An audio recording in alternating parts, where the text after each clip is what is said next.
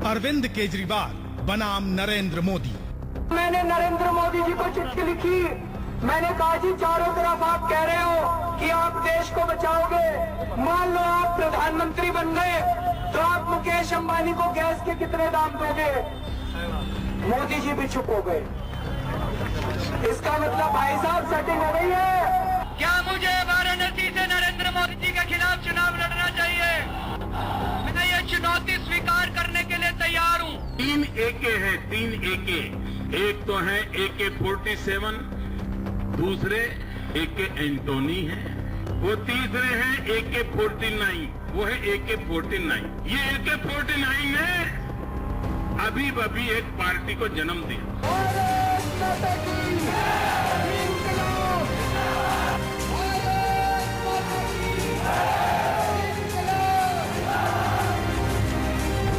मैं अरविंद केजरीवाल हूँ और उसे क्या फर्क पड़ता है? मैं आप में से एक हूँ, इससे फर्क पड़ता है। देश के सबसे दिलचस्प चुनावी संग्राम की जमीन पर अरविंद केजरीवाल और नरेंद्र मोदी आमने सामने हैं। कर्मभूमि है काशी।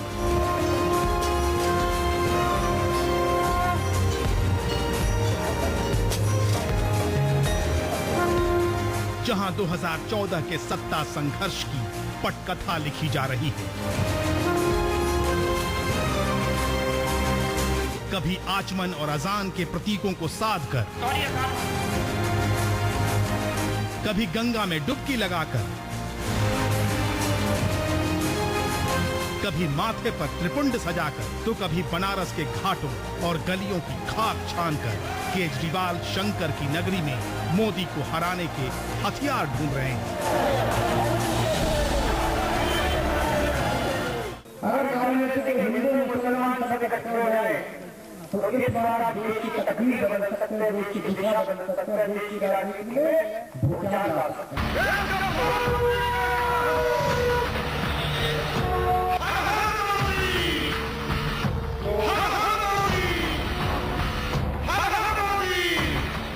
दूसरी तरफ हर हर मोदी जैसे जयकारों की गूंज से चुनावी अभियान का आगाज करने वाले नरेंद्र मोदी की हिंदुत्व फिलॉसफी बनारस के चौराहों से चस्पा हो रही है।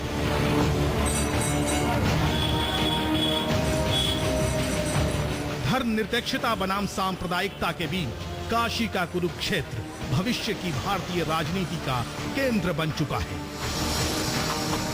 उनको कहते हैं बच्चे को रोजगार चाहिए, तो वो क्या कहते हैं, अरे रोजगार बाद में पहले सेक्युलरिज्म की बात करो। आप कहते हैं खेत में पानी चाहिए, तो कह रहे पानी की बात छोड़ो, पहले सेक्युलरिज्म की बात करो।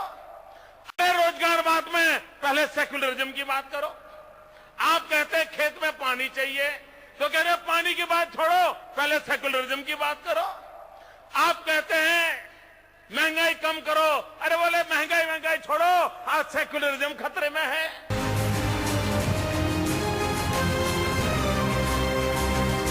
ये सिर्फ बनारस का रण नहीं, दिल्ली के दावेदारों की प्रतिष्ठा का प्रश्न है।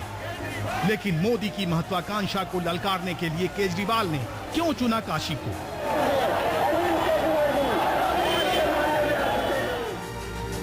महज 1.5 साल के भीतर केजरीवाल की राजनीति को कैसे मिल गया इतना विस्तार? अपेक्षा, महत्वाकांक्षा और अधिकार की लड़ाई को केजरीवाल ने कैसे बदला? सत्ता के अवसर और सफर में इसकी कहानी अतीत में है। आज इस मंच से हम ऐलान करना चाहते हैं कि हाँ, हम अब चुनाव लड़के दिखाएंगे आप लोगों को। सरकार बनाएंगे, सरकार बनानी चाहिए आप लोगों को लगता है, लेकिन सरकार बनेगी। मैं अरविंद केजरीवाल ईश्वर की शपथ लेता हूँ, ईश्वर की शपथ लेता हूँ, इंसान का इंसान से हो भाईचारा। कि हमारी सरकार आज इस्तीफा देती है, ये हमारा इस्तीफा है। केजरीवाल मुख्यमंत्री से पूर्व मुख्यमंत्री हो गए। ये हमारा इस्तीफा है। दिल्ली की विधानसभा छोड़ संसद की सीढ़ियों के सहारे सबसे ऊंचे सिंहासन का सपना पालने लगे। तख्त बदल दो, ताज बदल दो।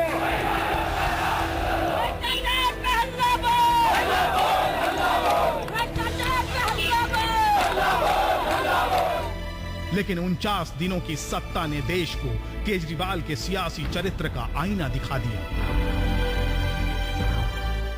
बच्चों के सिर पर हाथ रखकर कहा, मैं कसम खाता हूं कि कभी नहीं उनका समर्थन लूंगा।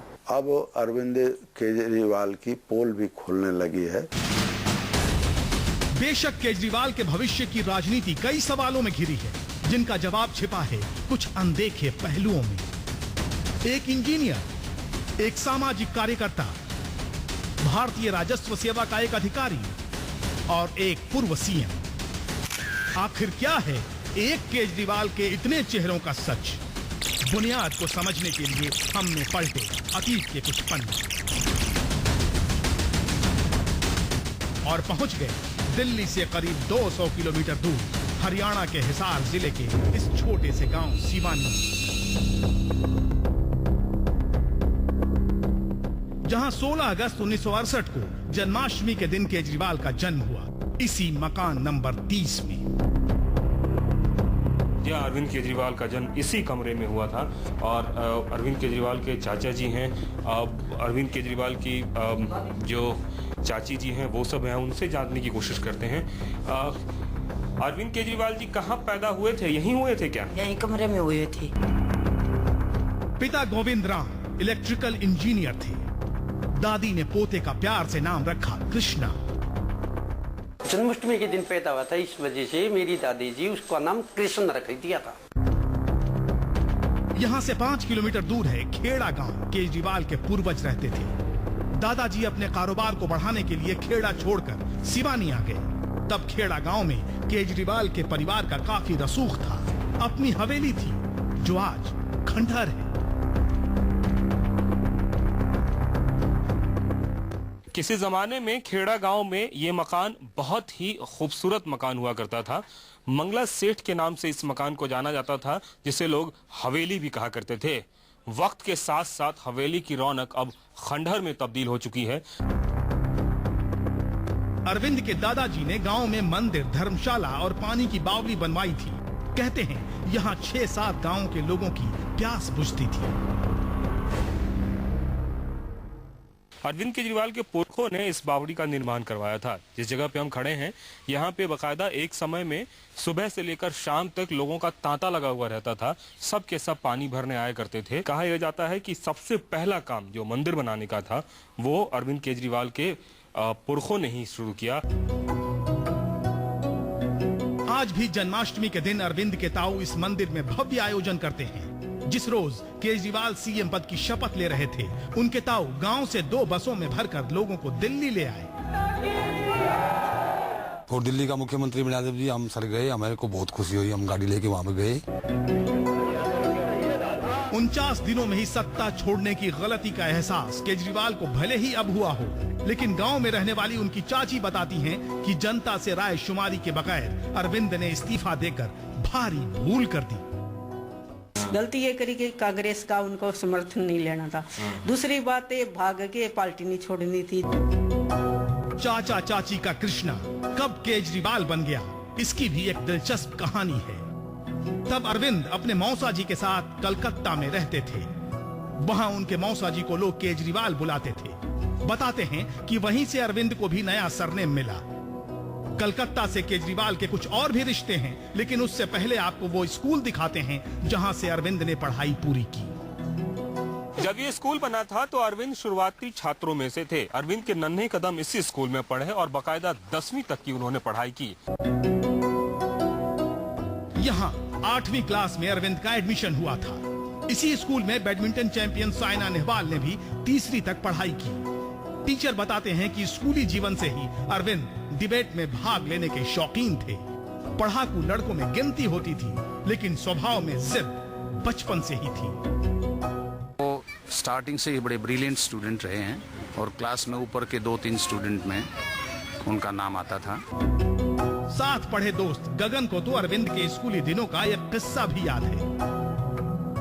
10th की बात है, इनको तैयार करने के लिए एक टॉपिक दिया गया and you won't believe in 1983 उसने जो टॉपिक तैयार किया that was decentralisation of governance. 11वीं और 12वीं की पढ़ाई के लिए केजरीवाल इसी दयानंद कॉलेज में आ गए। यहीं से विश्वविद्यालय में 7वीं रैंक हासिल की। जी हाँ, कॉलेज में जब प्री इंजीनियरिंग की परीक्षा का परिणाम आया तो उस वक्त कॉलेज में अरविंद दूसरे नंबर पे थे। और इतना ही नहीं, कॉलेज के बाहर यूनिवर्सिटी में भी उनका 7वां स्थान था। इसके बाद इंजीनियरिंग कॉलेजों से कई ऑफर आए, लेकिन अरविंद ने आईआईटी पर फोकस किया, परीक्षा पास की और आईआईटी खड़गपुर में अरविंद का दाखिला हो गया।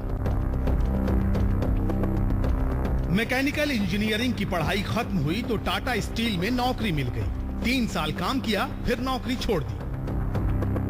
इसके पेरेंट्स जो थे काफी नाराज थे, क्योंकि इंजीनियरिंग की थी आईआईटी से, तो चाहते थे कि वो टाटा में रहे, बिकॉज सबसे ज्यादा जो है अच्छी कॉर्पोरेशन मानी जाती है।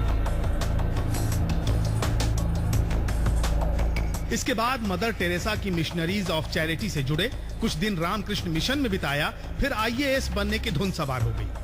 2 बार सिविल सेवा की परीक्षा दी और दोनों बार आईआरएस के लिए ही चुने गए। साल 1995 में अरविंद इनकम टैक्स डिपार्टमेंट में असिस्टेंट कमिश्नर बन चुके थे। उनके सीनियर रहे उदित राज बताते हैं कि नौकरी के दौरान केजरीवाल की इमेज जिम्मेदारियों से पल्ला झाड़ने वाले अफसर की थी। इनकम टैक्स में मेरे जूनियर थे।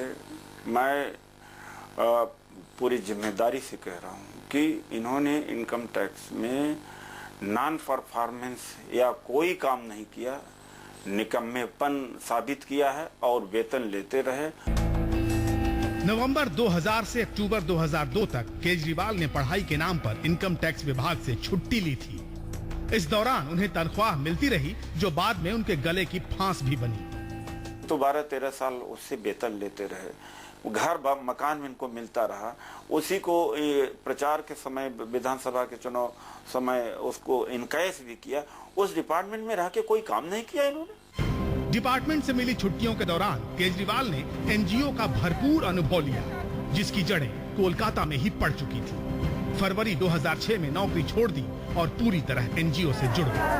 जो लोग टैक्स देते हैं हाथ खड़े करें। कौन कौन टैक्स देता है यहाँ पे? आप सारे लोग टैक्स देते हैं, आपको पता ही नहीं आप टैक्स देते हो। ये तस्वीरें उन्हीं दिनों की हैं जब केजरीवाल और उनके साथी ढोल मजीरे के साथ दिल्ली में गली गली जाकर लोगों को समझाते कि उनके इलाके में कितना सरकारी फंड खर्च हुआ है। साल 2006 में केजरीवाल को एशिया का नोबेल प्राइज कहा जाने वाला मैग्सेसे अवार्ड मिला। कद बढ़ा, दायरा बढ़ा, कई देशों से संपर्क भी बढ़ा। मनीष सिसोदिया, संजय सिंह, गोपाल राय जैसे लोगों से केजरीवाल का संपर्क हुआ। इसके बाद तलाश ऐसे मुद्दे की थी जिससे पूरे देश में पैठ और पहचान बनाई जा सके। तय हुआ कि भ्रष्टाचार से लोग त्रस्त हैं, इसीलिए जन लोकपाल के लिए देशव्यापी आंदोलन शुरू किया जाए। इंडिया अगेंस्ट करप्शन की छत्रछाया में पूर्व कानून मंत्री शांति भूषण, उनके बेटे प्रशांत भूषण, किरण बेदी और पूर्व जज संतोष हेगड़े के साथ अरविंद केजरीवाल भी आ गए। लेकिन इस आंदोलन का चेहरा कौन बने, ये सबसे बड़ा सवाल था। कई लोगों से मेल मुलाकातों के बाद तय हुआ महाराष्ट्र के गांधीवादी अन्ना हजारे का नाम, जिन्हें भ्रष्टाचार विरोधी लंबे अनशनों का पुराना अनुभव था। इस तरह एक टीम बनी, नाम पड़ा टीम अन्ना। अब बारी थी आंदोलन की तारीख तय करने की।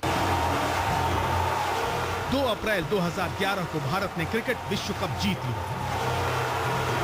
तब तक पूरा देश टेलीविजन से चिपका था।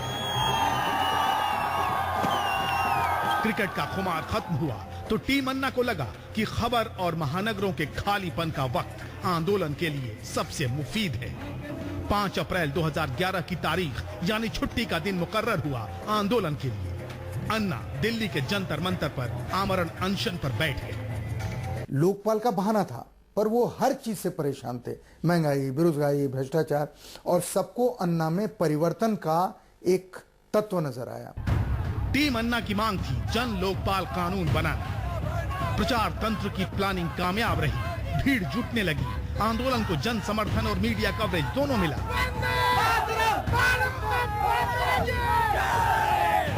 युवा पीढ़ी में एक बहुत बड़ा फ्रस्ट्रेशन कहिए, गुस्सा कहिए। उस वक्त अन्ना हजारे जब सामने आए तो आपने देखा कैसे उमड़कर लोग उनकी तरफ गए।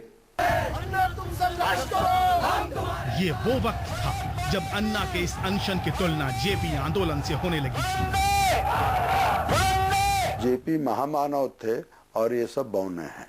जेपी की अगर गंगा के आंदोलन की उपमा गंगा से करें तो ये नदी नाले जिस तरह के होते हैं उस तरह के अन्ना का एक नाला था, एक अरविंद केजरीवाल का नाला था। 4 दिन बाद जन लोकपाल का ड्राफ्ट बनाने के लिए सरकार और सिविल सोसाइटी की तरफ से कई दौर की बैठकें हुई, लेकिन सारी मांगे मनवाने पर अड़ी टीम अन्ना से बातचीत टूट गई। दोबारा अनशन की तारीख तय हुई 16 अगस्त।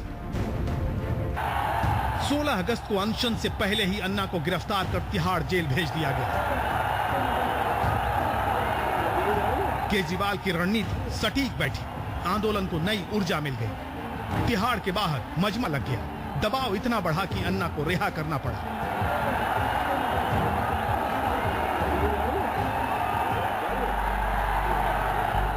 तब तक आंदोलन का चेहरा अन्ना ही थे, लेकिन केजरीवाल पर्दे के पीछे पूरे मूवमेंट को अपने हाथ में ले चुके थे। 28 दिसंबर 2011 को लोकसभा में लोकपाल बिल पास हो गया। उधर मुंबई में अन्ना का अनशन फ्लॉप रहा, लेकिन राज्यसभा ने बिल को स्टैंडिंग कमेटी के पास भेज दिया और केजरीवाल राजनीति में आने के संकेत देने लगे। पार्टी बनाने का फैसला हुआ वो इसीलिए हुआ कि देखिए ये जन लोकपाल बिल जो भ्रष्टाचार पर रोक लगा सकता है, ये लोग तो बनाएंगे नहीं, न कांग्रेस बनाएगी न बीजेपी बनाएगी। केजरीवाल की महत्वाकांक्षाएं उड़ान भर रही थीं, लेकिन अन्ना राजनीति के खिलाफ थे, लिहाजा खाई बढ़ने लगी। 17 सितंबर 2012 को केजरीवाल ने जनता से राजनीति में आने पर राय मांगी और 18 सितंबर को अन्ना ने साफ कर दिया कि उनका रास्ता अब अलग है। चुनाव के टाइम पर मैं प्रचार करने के लिए नहीं जाऊंगा, इतना ही नहीं, मेरा फोटो नहीं यूज करना। टीम अन्ना टूट गई।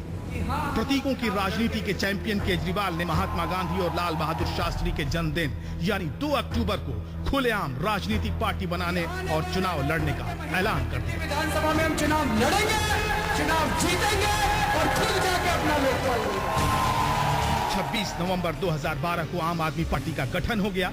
टीम बन गई, टोपी बदल गई, मकसद बदल गया, रास्ते बदल गए। दिल्ली के चुनाव करीब थे, केजरीवाल उसकी तैयारियों में जुट गए और पहला मोर्चा खोला तत्कालीन शीला सरकार के खिलाफ। बिजली पानी के मुद्दे पर आंदोलन शुरू हो गया। सारी जनता अपने अपने बिजली और पानी के बिल देना बंद कर दे तो शीला दीक्षित को और अनिल अंबानी को दिल्ली छोड़ के भागना पड़ा। शहीद भगत सिंह के जन्मदिन यानी 23 मार्च 2013 को केजरीवाल अनशन पर बैठ गए। 23 मार्च से मैं अनिश्चितकालीन उपवास के ऊपर बैठूंगा। मेरी सीधी अपील आप लोगों से है, अपने अपने बिजली और पानी के बिल देना बंद कर देना 23 मार्च से। पहली बार किसी राजनीतिक पार्टी से मिल रहे ऐसे भरोसे के बाद दिल्ली से लाखों आवेदन आए और 6 अप्रैल को अनशन खत्म हो गया। अब केजरीवाल घर घर जाकर बिजली के कटे हुए कनेक्शन जोड़ने लगे। तभी 4 दिसंबर को चुनाव हुए और केजरीवाल शीला दीक्षित के खिलाफ खड़े हो गए। यहाँ पे नई दिल्ली विधानसभा क्षेत्र से शीला दीक्षित जी के खिलाफ मैं चुनाव लड़ रहा हूँ। नतीजे आए तो आम आदमी पार्टी ने 70 में से 28 सीटें जीती। ये मेरी जीत नहीं है, ये नई दिल्ली विधानसभा के लोगों की जीत है। बीजेपी को 32 सीटें आई, उसने सरकार बनाने से इनकार कर दिया। केजरीवाल कसमें खाते रहे कि न किसी से समर्थन लेंगे न देंगे। दिल्ली के अंदर आम आदमी पार्टी की सरकार बननी चाहिए, मगर रायशुमारी के बाद केजरीवाल ने कांग्रेस के समर्थन से सरकार बना ली। अरविंद केजरीवाल ईश्वर की शपथ लेता हूँ, ईश्वर की शपथ लेता हूँ। वो भी बच्चों के सिर पर हाथ रखकर कहा, मैं कसम खाता हूँ कि कभी नहीं उनका समर्थन लूंगा। रातों रात फैसले लिए जाने लगे। मीडिया कैमरों के साथ दिल्ली के मंत्री आधी रात को सड़कों पर निकलने लगे।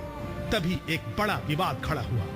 केजरीवाल के बड़बोले मंत्री दिल्ली पुलिस से भिड़ गए और मुद्दे को तूल देते हुए लोकतांत्रिक सरकार का एक सीएम पहली बार धरने पर बैठ गया।